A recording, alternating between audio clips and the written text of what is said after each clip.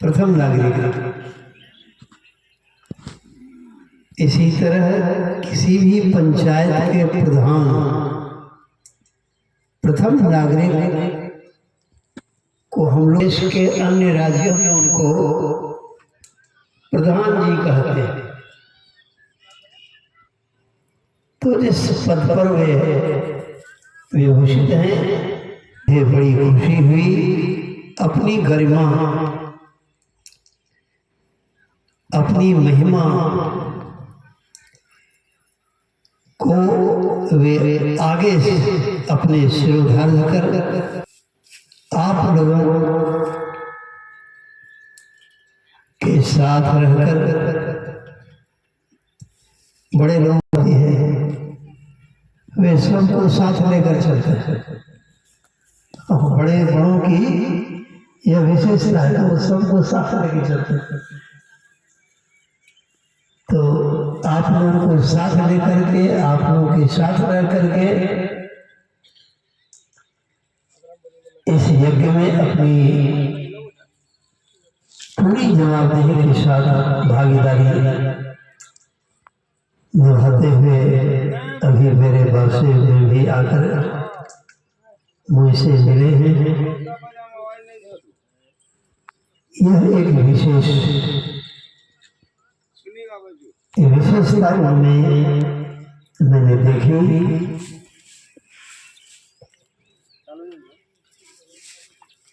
तो आप सब लोगों को तो मैं धन्यवाद ज्ञापित करता ही हूँ। मुखिया जी को, प्रधान जी को भी प्रधान रूप से मैं धन्यवाद ज्ञापित करता हूँ। और कोई सत्संग सोचते होंगे कि अभी तो सत्संग शुरू ही हुआ है, प्रातःकाल से। अब बाबा तो अभी मंच पर आए ही हैं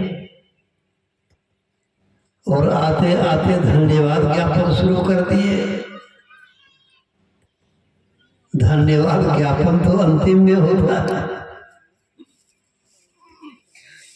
ऐसा मन में सोचते होंगे, प्रश्न उदय हुआ हो।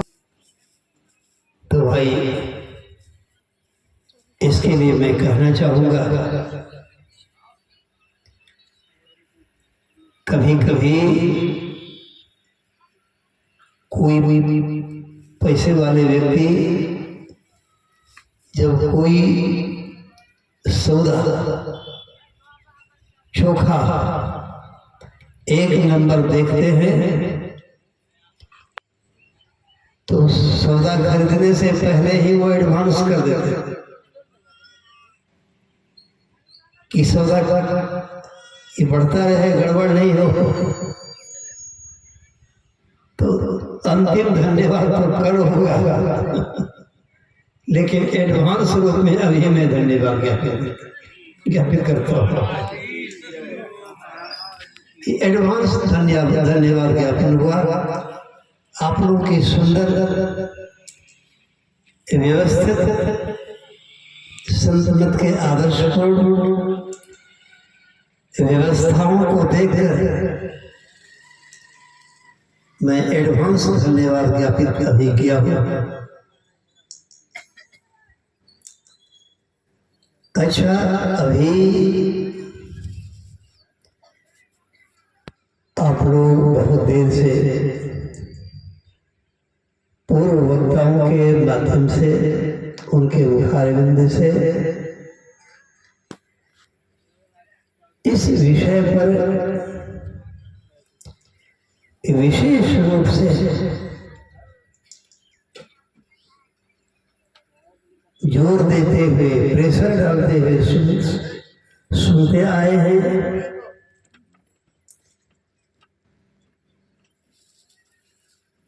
कि आवश्यकता ही आविष्कार की जननी होती है। यह महाज्ञान यज्ञ का आयोजन जो आप लोगों ने किया है, इसकी कौन सी आवश्यकता समझ में आई है? जिसके परिणाम में यह आयोजन अभी हो रहा है।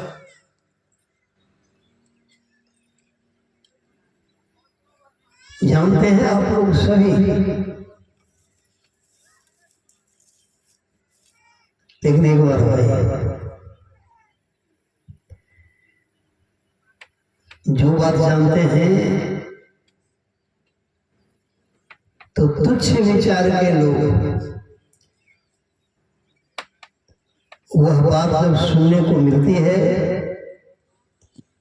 तो कहते हैं कि ये तो हम जानते करते हैं, तो यही बात कह रहे हैं, तो बड़ी बात हो गई, ये तो हम जानते ही हैं। लेकिन ऐसी बात नहीं।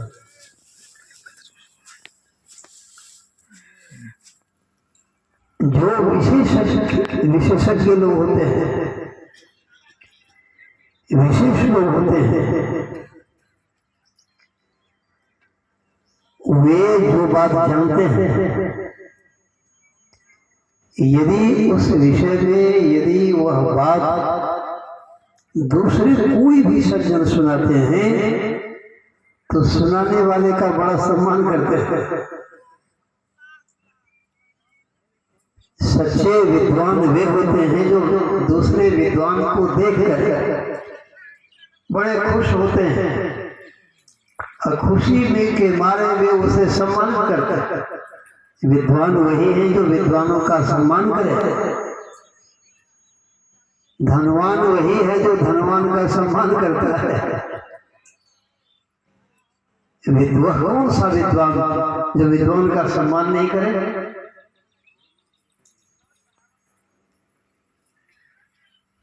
हनुमान जी के संबंध में भगवान श्री राम कहते हैं,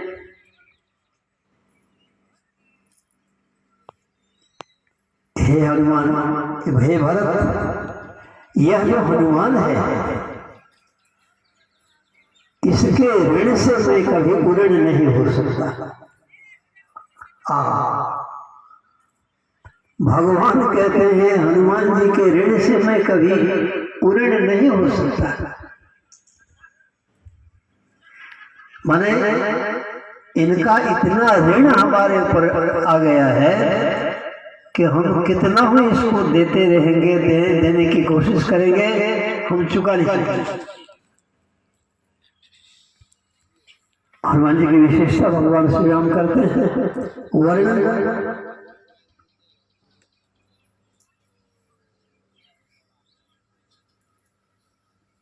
अवे हनुमान जी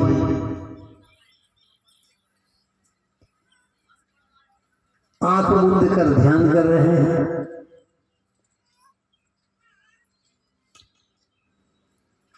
जामवंत जी हनुमान जी की बड़ाई करते हैं, प्रशंसा करते हैं।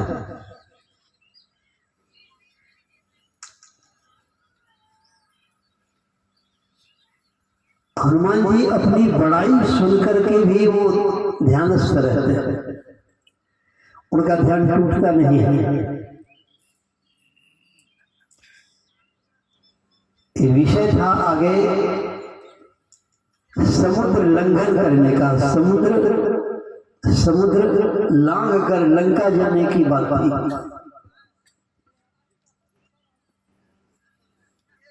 कोई कहते कि हम 10 योजन जा सकते हैं, कोई कहते कि हम 50 योजन जा सकते हैं, कोई कहते कि हम लंका जा सकते हैं, वापस आने में देरी है, संदेह है।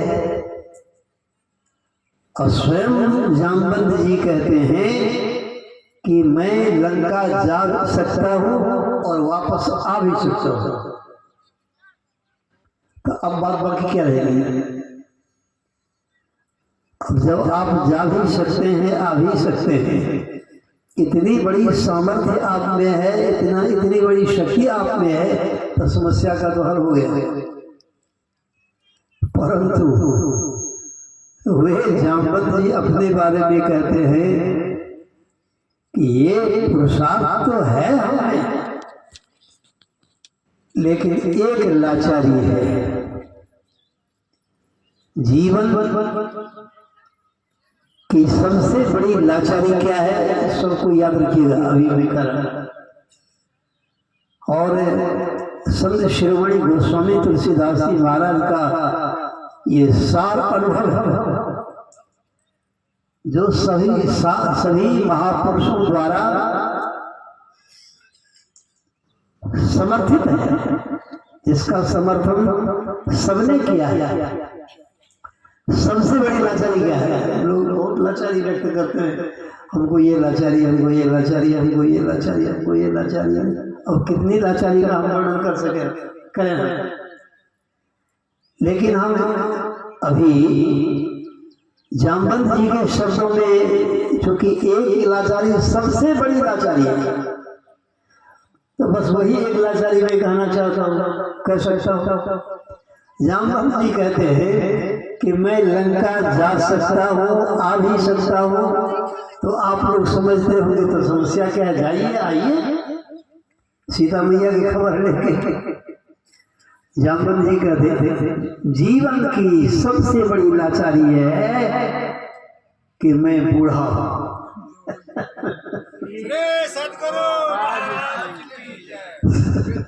मैं बूढ़ा हूं भाई। बूढ़े लोगों की लाचारी जवान लोग नहीं पूछते, नहीं समझते, लेकिन जब बुढ़ापा आ जाता है तो समझाने की जरूरत नहीं है, समझाने की जरूरत नहीं है। स्वयं यह बात समझ में आ जाती है कि जीवन की सबसे बड़ी लाचारी है बुढ़ापा। हाँ, जीवन का सबसे बड़ा रोग है बुढ़ापा।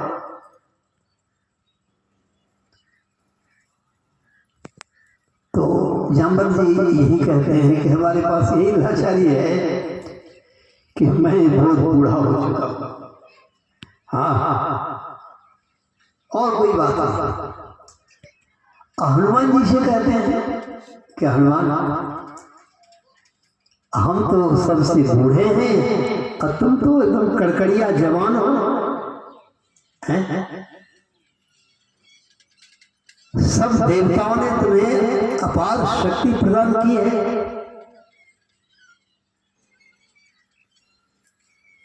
अतुलित बल धामम, अतुलित जिसकी तुलना नहीं की जा सके, जिसकी उपमा नहीं दी जा सके। तो तुम तो इतने बड़े बल के धाम हो। देखिए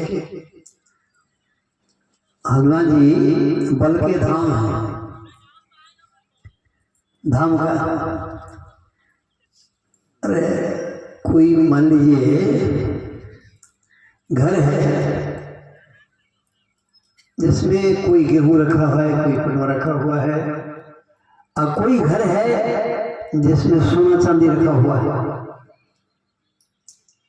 तो सोना चांदी का धाम हुआ, धाम माने घर है।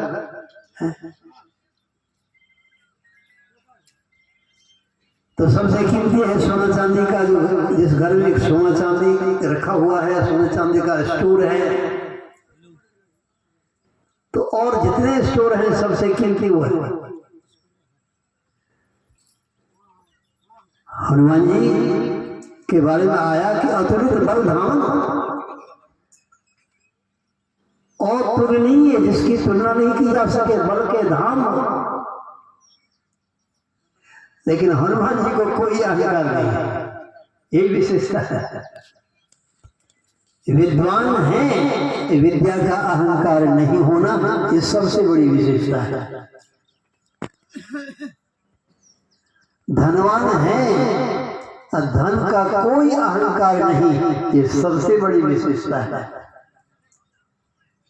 गुणवान है, गुण का कोई अहंकार नहीं है, सबसे बड़ी विशेषता है। कलाकार है, कला का कोई अहंकार नहीं है, यही सबसे बड़ी विशेषता है। सत्संगी है, सत्संगी होने का अहंकार नहीं है, सबसे बड़ी विशेषता है। ध्यानी हैं, समाधिस्थ महापुरुष हैं, लेकिन ध्यान समाधि का कोई अहंकार नहीं। ब्रह्मचारी हैं, ब्रह्मचारी होने का कोई अहंकार नहीं है। संत हैं, संत होने का कोई अहंकार नहीं है। यही सबसे बड़ी विशेषता है।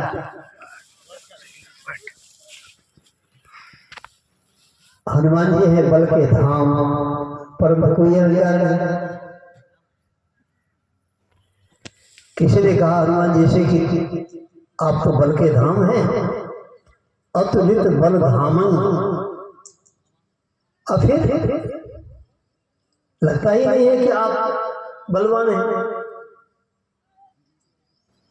सबसे पीछे रहता है। भगवान श्री राम की सेना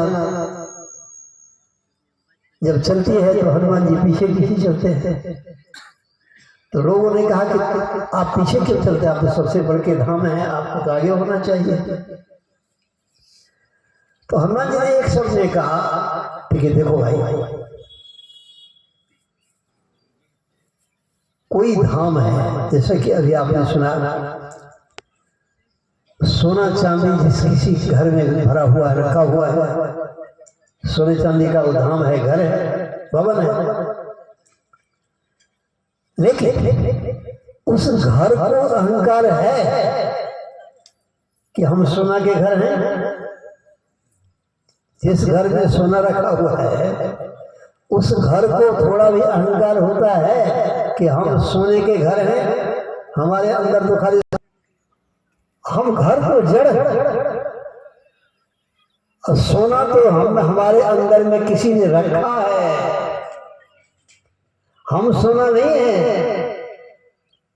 जिसने सोना हमारे अंदर रखा है, मालिक तो वह है। सोना का मालिक कौन हुआ? तो जो उस घर में सोना रखा है, चांदी रखा है, विशेषता तो उस मालिक की है। तो हनुमान जी यही बात कहते हैं, हम बल के धाम हैं। हमें अहंकार इसलिए नहीं है कि हम जानते हैं कि यह बल, अपार बल किनका है। तो जिसके भौं के इशारे से सूर्य का उदय होता है, सूर्यास्त होता है, ब्रह्मा सृष्टि करते हैं, विष्णु पालन पोषण करते हैं, शंकर संहार करते हैं, अग्नि मृत्यु वायु इंद्र सब नियमानुकूल काम करते हैं। पढ़ाई तो उनकी है। तो बल तो है राम का, हनुमान का बल तो है नहीं, बल तो है राम का। तो हम अहंकार करेंगे, हमको अहंकार क्यों होगा? इसीलिए हमको अहंकार नहीं, हम नहीं कहते हैं अतुलित बलधामन। लोग हमको कहते हैं अतुलित बलधामन, जिससे ज्ञान नहीं है। हमको तो ज्ञान है कि बल तो श्री राम का है, हम श्री राम का ध्यान करते हैं, इसीलिए अतुलित बलधामन हमारा नाम हो गया है, लेकिन बल तो श्री राम का है। इसी तरह भाई सर्वशक्तिमान तो हमारे सदगुरु हैं। इसमें हम क्यों अहंकार करें कि सब कुछ हम कर रहे हैं? हम तो कुछ भी नहीं करते, हम तो निमित्त भी नहीं है। निमित्त भी वही है, उपादान भी वही है, सब कुछ वही है। इसलिए हमारा तो एकमात्र कर्तव्य है सब कुछ समर्पण कर गुरु की सेवा करना। तो हनुमान जी की काफी पढ़ाई जामवंत जी ने की, लेकिन उनके ऊपर कोई असर पड़ा नहीं। हनुमान जी एकदम आंख बंद करके राम जी के ध्यान में मस्त हैं। तो जामवंत जी सोचते हैं कि अब क्या कौन सा उपाय किया जाएगा। लेकिन समय तो अब नजदीक आ रहा है, सीता माता की सुधि लेकर हम लोग नहीं वापस लौटेंगे। तो सुग्रीव तो कह दिया है कि सबको प्राणदंड की सजा दी जाएगी, पर अब यह कार्य होगा कैसे? चलते समय मुद्रिका दी थी भगवान श्री राम ने, वह हनुमान जी को। इसका मतलब है हनुमान जी के हिस्से में ही है कार्य, वही पूरा कर सकता है। तो हनुमान जी ने अब दूसरा उपाय अपनाया। उन्होंने कहा, हनुमान, राम काज लगी तब अवतारा।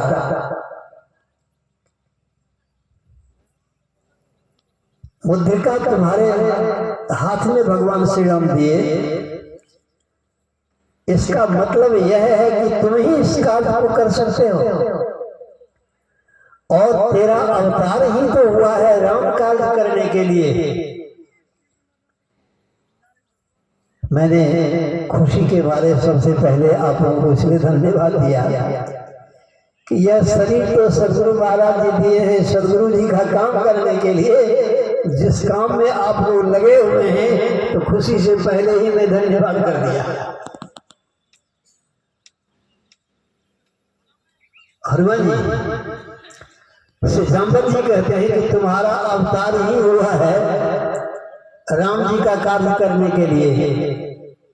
सुन लें, जितने मनुष्य तनधारी हैं, मनुष्य शरीर मिला है परमात्मा ने दिया है परमात्मा का काम करने के लिए। परमात्मा का काम संसार में है, शरीर में है, तो शरीर संसार का काम धाम भी करें, लेकिन इस बात को याद रखें कि परमपिता परमात्मा ने मनुष्य का शरीर दिया है परमात्मा का काम करने के लिए, सत्संग भगवत भजन ध्यान साधना करने के लिए। इसमें पीछे नहीं रहे, ऐसा होता नहीं है। हम लोग इधर उधर में ही सब समय बर्बाद कर डालते हैं। सब कार्य करने की तो फुर्सत होती है, अब परमात्मा का ही कार्य करने के लिए फुर्सत नहीं मिलती है। इसलिए हम लोग पीछे रह जाते हैं। इसलिए वेद भगवान कहते हैं, यदि इस जन्म में उस ब्रह्म को जान लिया तब तो ठीक है, और नहीं तो बड़ी भारी हानि होगी। यह चेद वेदी दत्त सत्य मस्ती नो चेदिहा वेदिनी महती विनश्य भूतेषु भूतेषु चित्त धीरा प्रेत्यास्माल लोकात् मृता भवन्ति। इसलिए ऋषि कहते हैं कि उपनिषद में, यदि शरीर के पतन से पूर्व ब्रह्म को जान लिया तब तो ठीक है, अन्यथा बड़ी भारी हानि। तो मनुष्य का शरीर मिला है किस कार्य करने के लिए, किस कार्य को संपन्न करने, तो परमात्मा का कार्य करने। वो कार्य जरूर करें, और वो कार्य आप कर रहे हैं, इसलिए आप लोग बड़े धन्यवाद के पात्र हैं। हनुमान जी की बड़ाई हुई परंतु वे जगह नहीं, ध्यान में लीन रहे। जब सुनते हैं राम काज लगी तब अवतारा, तब तुम्हारा, हे हनुमान, तुम्हारा जन्म ही हुआ है, तुम्हारा अवतार ही हुआ है राम का कार्य करने के लिए, भगवान का कार्य करने के लिए। हनुमान जी तुरंत जग गए, ध्यान टूट गया। तात्पर्य ध्यान तो सर्वोपरि है, ध्यान कर रहे हैं, लेकिन यह कार्य जो अभी आप लोग कर रहे हैं, इसमें ध्यान का समय भी कटौती करना पड़ा होगा। ये कार्य अभी हो रहा है, तो ध्यान भी कभी छोड़ना पड़ा होगा। ध्यान छोड़कर चंदा में चले, चंदा में चले माने भीख मांगने चले, चंदा करना तो भीख मांगना है। हाँ हाँ,